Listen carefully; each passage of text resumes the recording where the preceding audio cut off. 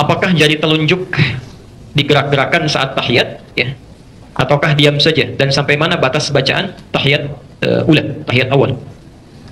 Baik. Apakah jari telunjuk digerak-gerakkan saat tahiyat, ataukah diam saja, dan sampai mana batas bacaan tahiyat awal?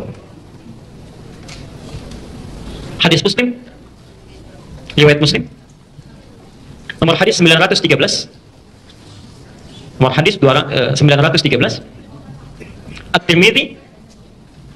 At-Tirmidzi, bukan Tirmidzi tapi At-Tirmidzi, nomor hadis 296, nomor hadis 296 dari Abdullah bin Umar. Ya.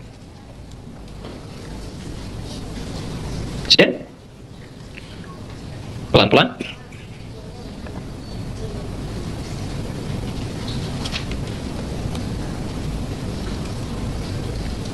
Ada lagi hadis dari Wa'il bin Hujur, Masya Allah, itu diriwayatkan kurang lebih sampai 12 orang, 12 jalur. 12 jalur. Ada 12 jalur. Kalau Anda ingin dapati 12 ini, ke-12-12-nya, itu penjelasannya sangat bagus, ya. Cari kitabnya Syekh Mustafa Al-Adawi, namanya Syarah Ilalul Hadith. Syarah Ilalul Hadith. Ini belum ada bahasa Indonesianya. Syarah Ilalul Hadith. Syekh Mustafa Al-Adawi. Halaman 178 sampai 180. Nanti akan menyebutkan sekitar 12 hadis diriwayatkan dari Wa'il bin Hujr. Ini intinya yang menggerak-gerakkan tangan itu. Wa'il bin Hujr. Pelan-pelan. Hadis pertama dari Ibnu Umar, ya, radhiyallahu anhuma, anaknya Umar bin Khattab, semoga Allah meridhai kepada beliau dan orang tuanya. Beliau menyampaikan adalah Nabi sallallahu alaihi wasallam ketika memulai salat, ya, beliau menerangkan dengan panjang mulai dari bertakbir, ya, sampai dengan duduk di akhirnya, ya. Saya akan percepat saja sampai duduk di akhir. Kata beliau, fa wada'a kaffahul yumna ala fakhidhil yumna. Beliau meletakkan telapak tangan yang kanan di paha yang kanannya, ya. Jadi telapak tangan yang kanan diletakkan di paha yang kanannya, ya. Ada sebagian riwayat mendekatkan ke arah tempurungnya. Ada yang dekat ke tempurung, ada yang di pahanya. Itu dua-duanya sahih riwayatnya, ya. Kemudian perhatikan, melipat tangannya yang jempol ibham bertemu dengan yang wusta yang tengah gini. Jelas, ya? Jadi meletakkan telapak tangan di pahanya, kemudian yang jempol dilingkarkan bertemu dengan yang tengah yang wusta gini. Jelas, ya? Bukan yang jadi kelingking, ya. Kalau yang ini apa? Manis. Kalau yang asam yang mana? Apa disebut manis, ya? Nah, ini kelingking, ini manis, ini tengah, yang ini telunjuk, ini jempol. Jadi jempol bertemu dengan yang tengah sini. Kemudian perhatikan, mengangkat rafa'as sababah, mengangkat yang telunjuknya, ya, mengangkat begini telunjuknya. Tsumma yad'u biha, ketika diangkat ini beliau berdoa. Beliau berdoa. Ini hadis pertama yang menyampaikan riwayat mengangkat tanpa menggerak-gerakannya. Ya, enggak pakai cuma ngangkat aja, ngangkat, tidak digerak-gerakan. Pelan-pelan. Anda bisa temukan itu di hadis Muslim, hadis 913 tadi, dan At-Tirmidzi hadis 296. Ya. Hadisnya dari Ibnu Umar, ya. Jadi mengangkat telunjuk tanpa menggerak-gerakannya, cuma diangkat begini, kemudian tanpa digerak-gerakan. Pelan-pelan, saya selesaikan dulu ini, ya, supaya nanti tidak bertanya lagi. Menyikapi hadis ini, hadisnya sahih, ya, hadisnya sahih. Menyikapi hadis ini, ulama kemudian berbeda pendapat dalam prakteknya. Berbeda pendapat dalam prakteknya. Imam Malik, beliau berpandangan karena hadisnya mengatakan mengangkat telunjuknya saat tahiyat, meletakkan tangannya di pahanya, mengangkat kemudian jari yang telunjuknya, melipat jempol dengan jari tengahnya begini, diangkat, yad'u biha, kemudian beliau berdoa. Maka Imam Malik menyimpulkan mengangkat telunjuk saat tahiyat ini dimulai dari awal bacaan tahiyatnya. Ya. Jadi ketika Anda mengatakan at-tahiyatu lillah, ya, atau at-tahiyatul mubarakatuh salawatut thayyibat, itu ada. Ya, yang satu dari Abdullah bin Mas'ud, satu dari Abdullah bin Umar. Jadi ketika Anda mengatakan at-tahiyatu lillah, telunjuk diangkat begini. Ya. Jelas sampai sini? Ya, saya belum bicara kapan diturunkan, ya, baru diangkat dulu saja. Nah, kemudian kata Imam Abu Hanifah, karena petunjuk isyarat ini ketika diangkat jadi telunjuk satu jari saja menunjuk pada kalimat tauhid, dan kebiasaan orang-orang Arab ini, Imam Abu Hanifah ini, beliau dalam penalaran itu sangat cerdas sekali, sangat cerdas. Beliau punya keunggulan kalau membaca sesuatu itu bukan bersandar hanya pada dalil, tapi menafsirkan dalil pun lewat kaidah-kaidah bahasa, kultur dan logika. Itu Abu Hanifah, ya, Abu Hanifah. Pernah satu kali ada orang, Pak, sombongnya luar biasa, nantangin orang sekampung, ya, menantang orang sekampung.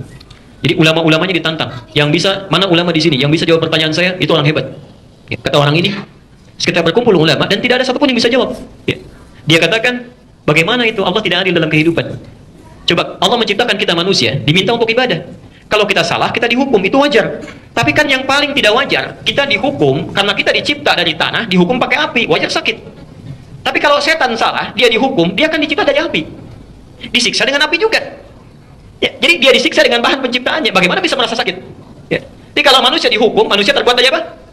Tanah. Dari mana tahunya? Al-Quran surah 15 ayat ke-28. Ya. Setan dicipta dari apa? Dari mana tahunya? Satu ayat sebelumnya, ya. Wal jan khalaqnahu min naris samum, khalaqnahu min qablu min naris samum. Dan jin kami ciptakan sebelumnya, sebelum manusia, dari api yang sangat bergejolak. Ya. Loh, apa hubungan jin dengan setan? Ya, maaf, setan itu asalnya iblis. Ya. Al-Baqarah ayat ke-34. Wa idz qulna lil malaikati isjudu li adama fasajadu illa iblis. Siapa iblis itu? Asalnya jin. Jin, dari mana taunya? Al-Kahfi ayat ke-50. Wa idz qulna lil malaikati isjudu li adama fasajadu illa iblis kana minal jinni, adalah termasuk kalangan jin. Ketika dia menggoda Adam, disebut namanya dari iblis berubah jadi setan. Ya. Dari mana taunya? Al-Baqarah 36. Fa azallahuma syaitanu anha, disebut setan. Karena itu ketika disebutkan setan dalam konteks Quran, ada yang dikaitkan dengan jin. Dikaitkan dengan jin. Nah, kata orang ini, kalau jin sih enak, setan enak. Dicipta dari api, dikembalikan ke api. Sama aja bohong. Pada saat itu nggak ada yang bisa jawab. Tiba-tiba datanglah seorang anak, maju ke depan, menyampaikan, saya bisa menjawabnya. Persis seperti anak itu berdiri itu. Ya.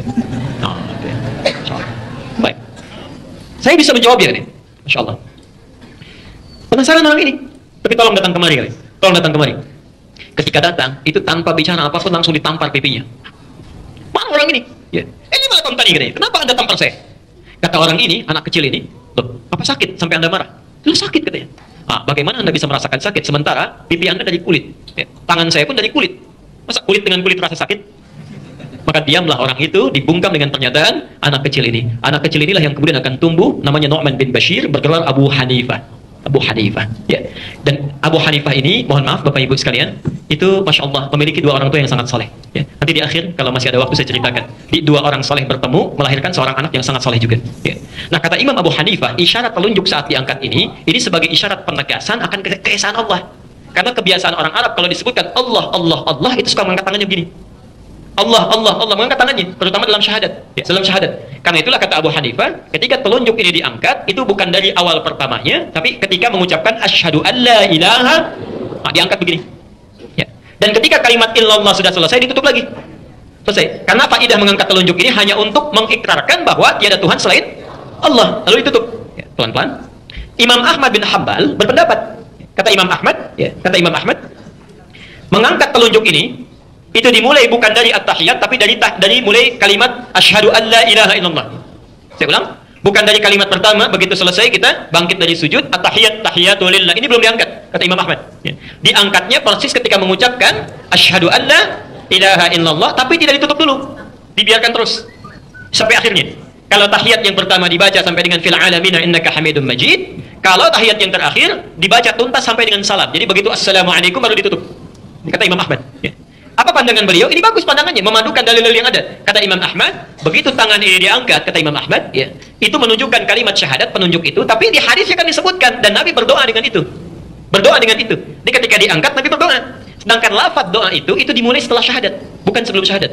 Ya. Makanya ketika Anda berdoa, itu kan adabnya membaca salawat pada Nabi, kemudian berdoa kan?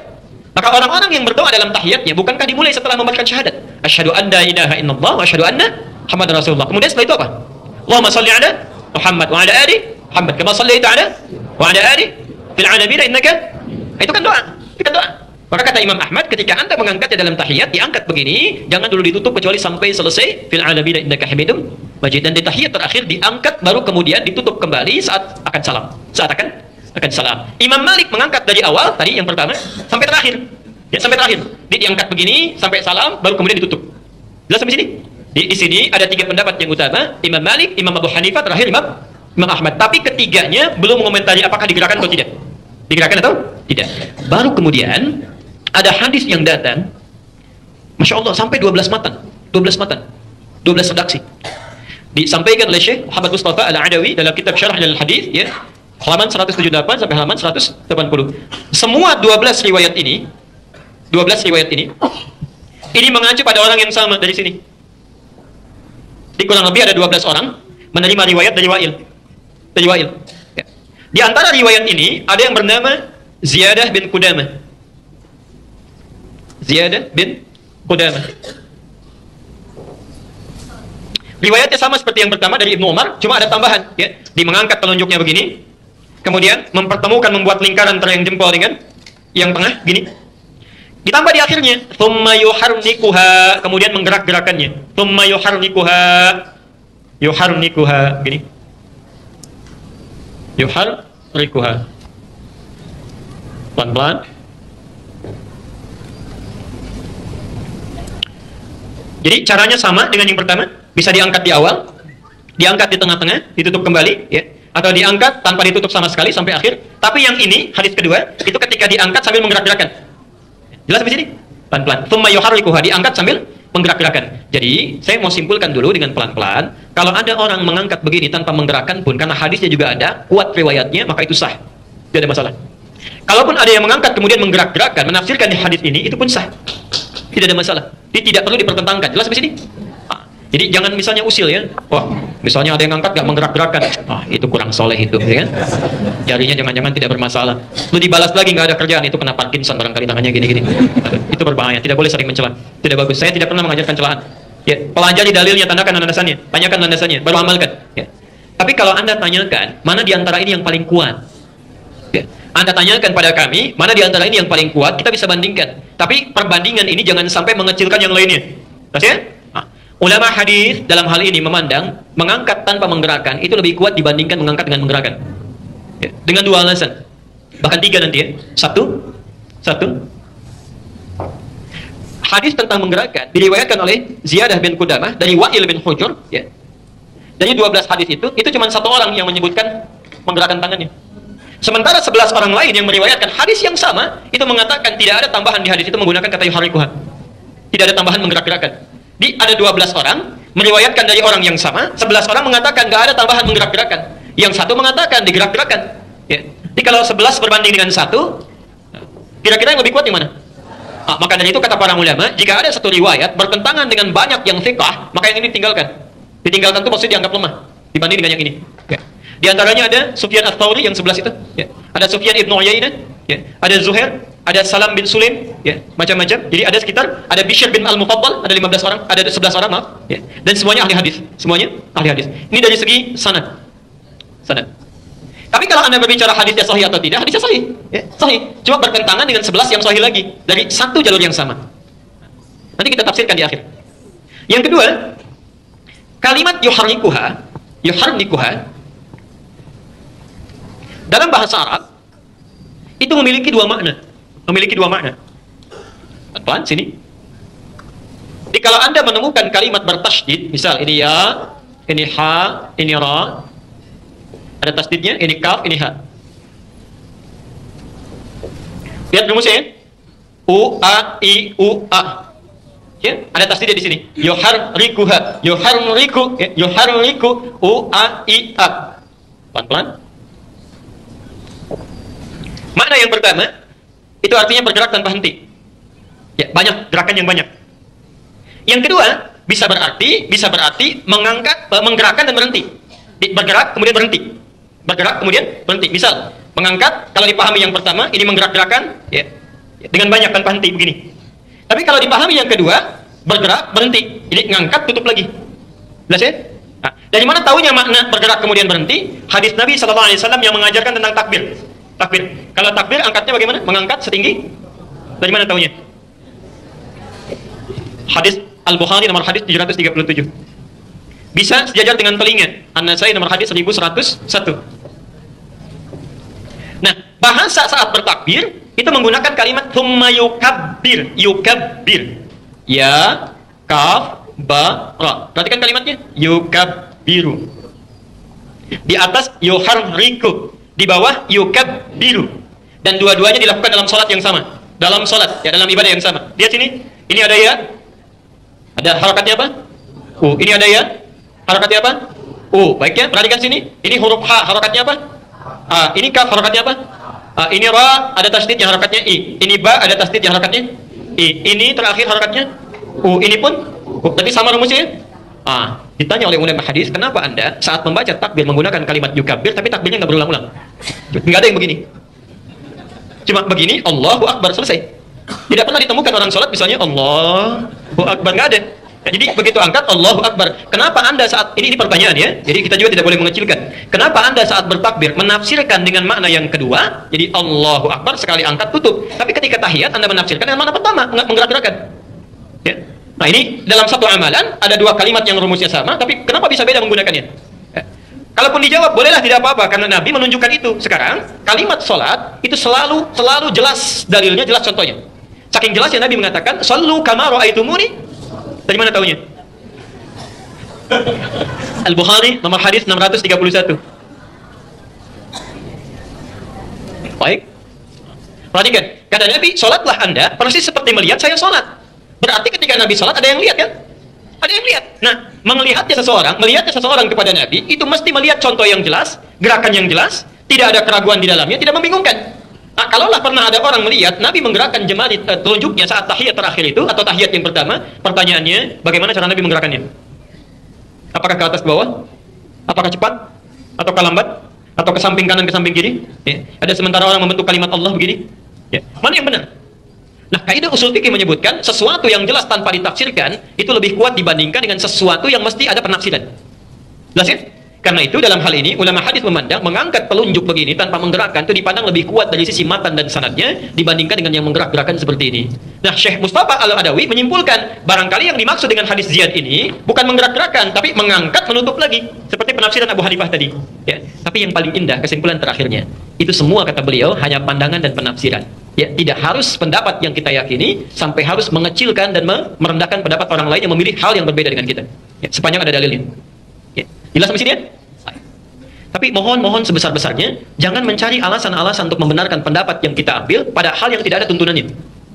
Saya pernah dengar, Ustaz, menggerak-gerakan begini itu untuk musir setan katanya, supaya setannya nggak datang begini. Itu nggak ada hubungannya, ya? Tidak ada hubungannya. Baik. Ya, jangan bercanda dengan agama ya.